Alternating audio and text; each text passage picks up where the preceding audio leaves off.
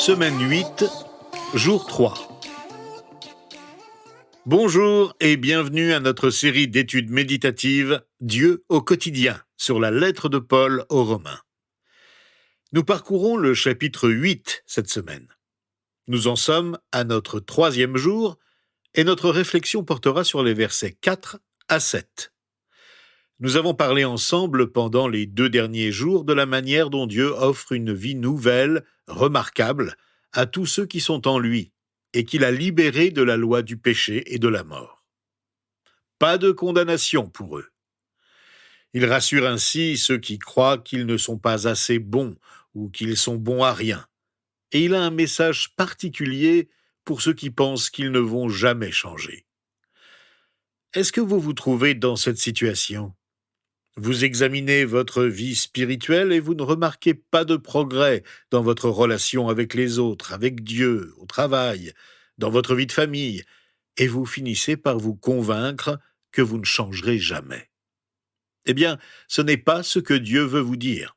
Si nous écoutons bien le passage que nous allons méditer aujourd'hui, nous serons tous convaincus que nous pouvons changer, que nous allons changer. La raison est simple. Dieu nous a donné le Saint-Esprit. Et ce passage, que nous commençons à examiner ensemble aujourd'hui, contient en fait une longue liste de ce que le Saint-Esprit fait en nous et pour nous. C'est peut-être une des listes les plus longues que nous pouvons trouver dans la Bible. En fait, au cours des 3 prochains jours, nous allons parler ensemble de 3 aspects de l'œuvre du Saint-Esprit en nous. Nous avons une nouvelle nature. C'est l'Esprit qui opère ce changement. Nous avons un nouveau maître qui dirige notre vie. C'est le Saint-Esprit. Nous avons un nouveau Père. Le Saint-Esprit l'affirme. Nous pouvons et nous allons changer parce que nous avons une nouvelle nature qui nous a été donnée par l'Esprit. Lisons ce que Paul nous dit au verset 4 à 7 de notre chapitre. Nous vivons non conformément à notre nature propre, mais conformément à l'Esprit.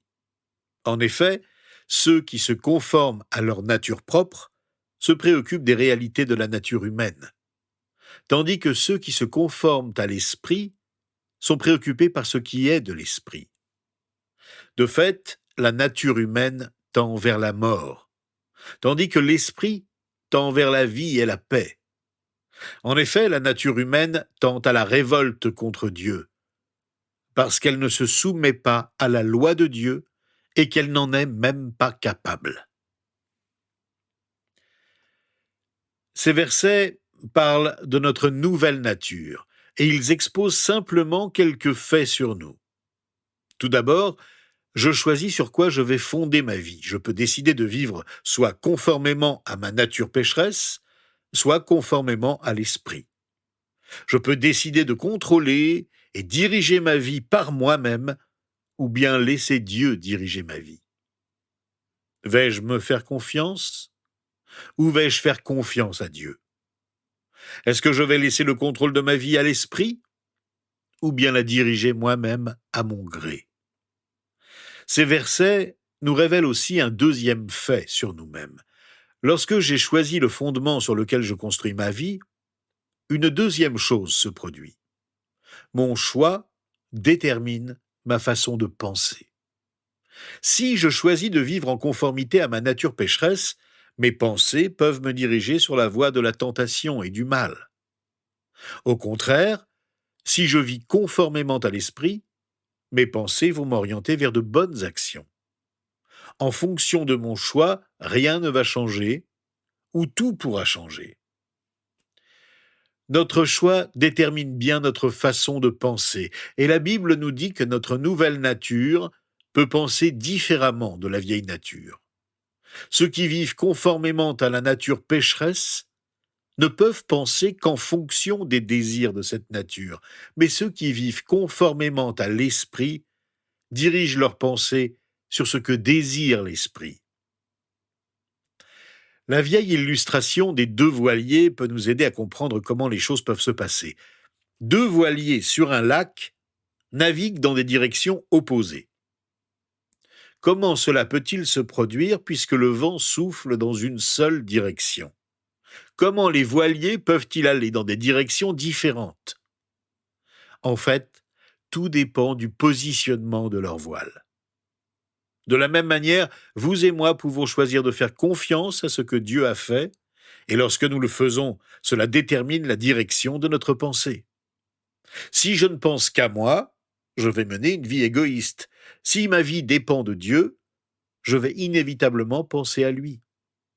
Mon choix détermine la manière dont je pense. Ces versets révèlent encore un troisième fait sur nous-mêmes. Ma pensée détermine la direction de ma vie et ma relation avec Dieu. Elle détermine la direction de ma vie. La pensée qui se conforme à la nature pécheresse dirige vers la mort, alors que celle qui se conforme à l'esprit conduit à la vie. Il s'agit bien de la vie et de notre expérience présente et non pas de ce qui nous attend à la fin de la vie. Le chrétien qui cesse de fonder sa pensée sur les choses de Dieu et qui vit selon la perspective du monde se dirige vers la mort spirituelle. Au lieu de laisser l'esprit œuvrer en lui, il se laisse diriger par les puissances mauvaises. Si ma pensée détermine la direction de ma vie, elle détermine également ma relation avec Dieu. Lorsque c'est moi qui suis au centre de mes pensées, je me laisse diriger par elles et deviens hostile à Dieu. Si au contraire je concentre mes pensées sur Dieu et ce qu'il veut pour moi, je me laisse diriger par lui. Je vais le suivre et ma relation avec lui est heureuse et bénie. Pour être hostile à Dieu, nous n'avons pas besoin de jurer contre lui, de nous mettre en colère contre lui ou encore de ne pas croire en lui et d'être athées. Nous sommes hostiles à Dieu à partir du moment où nous le tenons à distance, comme si nous lui disions « Je ne veux pas de toi ». Ces versets nous parlent donc des façons de penser conformes à notre nature pécheresse et de façons de penser spirituelles conformes à notre nature spirituelle. Avant de terminer notre réflexion, je voudrais éliminer quelques idées fausses à ce sujet, des façons de penser erronées sur la nature pécheresse et la nature spirituelle. Quand je parle de nature pécheresse, certains pourraient penser à tort que cela signifie « Oh, cela veut dire que j'ai continuellement des pensées mauvaises, laides, meurtrières, sensuelles, haineuses ou immorales. » C'est ce que signifie penser selon la nature pécheresse. Non, ce n'est pas du tout ce dont je parle.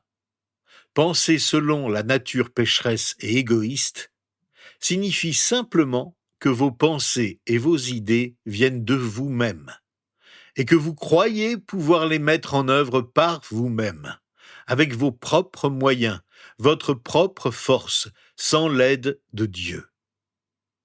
À propos de la nature spirituelle et de fixer son attention sur l'esprit, on peut aussi commettre des erreurs. Par exemple, quand la Bible dit « Nous ne sommes plus pécheurs, mais spirituels », nous pourrions penser « Oh, je sais ce que cela signifie. Je ne pense plus à l'argent, à l'épanouissement personnel ou au succès. J'oublie même de me distraire. Je pense simplement à Dieu toute la journée. Et chaque fois que quelqu'un me demande de faire quelque chose, je suis tellement occupé à penser à Dieu, je suis tellement impliqué dans les choses spirituelles, que je suis trop préoccupé par les réalités célestes pour être bon sur la terre. Je ne peux pas me souiller avec les choses de ce monde. » Vous devenez donc des sortes d'ermites qui vivent comme des reclus. Vous récitez des versets des Écritures et dites aux autres ce qui ne va pas dans leur vie. Et d'une manière ou d'une autre, vous pensez que votre attitude et votre vie sont spirituelles. Eh bien, nous savons tous que cette manière de penser et d'agir n'a rien à voir avec une vie vécue conformément à l'esprit. La vie que Dieu produit en nous est une vie où nous avons changé de direction en nous conformant à l'esprit. Nous mettons nos dons à son service. Nous utilisons notre argent avec sagesse et largesse, et nous prenons plaisir à faire le bien autour de nous. Et surtout, nous savons que nous ne fondons pas nos pensées sur nous-mêmes et nos actions sur notre force, mais bien sur Dieu, la véritable source de notre force. Alors que nous prions ensemble aujourd'hui et que nous parlons à Dieu, prenons quelques instants pour nous approcher de lui en lui demandant de nous aider à dépendre de lui et de sa force. Suivant nos circonstances présentes, nous pouvons confesser que nous avons un problème ou que nous éprouvons des difficultés dans notre relation avec Dieu ou avec un proche, au travail comme à l'église. En parlant de cela à Dieu, en pensant à ce que Paul nous a enseigné aujourd'hui, dites simplement à Dieu: « Seigneur, ces versets me disent que si j'ai un problème dans la direction de ma vie ou dans ma relation avec toi, cela vient d'un problème dans ma pensée. Alors Seigneur, je l'avoue, j'ai réfléchi selon mes propres critères ces derniers temps. J'ai laissé mes pensées me diriger vers des choses qui m'ont éloigné de toi plutôt que de me rapprocher de toi, qui ont entraîné ma vie dans la mauvaise direction et non dans la bonne direction. Je confesse que ma pensée m'a éloigné de toi ou m'a éloigné de la direction que tu voulais que je prenne. Je reviens vers toi avec humilité et te demande de m'aider à vivre avec la force dont ton esprit veut me combler. Accorde-moi ton pardon pour mes égarements. Je te supplie, au nom de Jésus. Amen.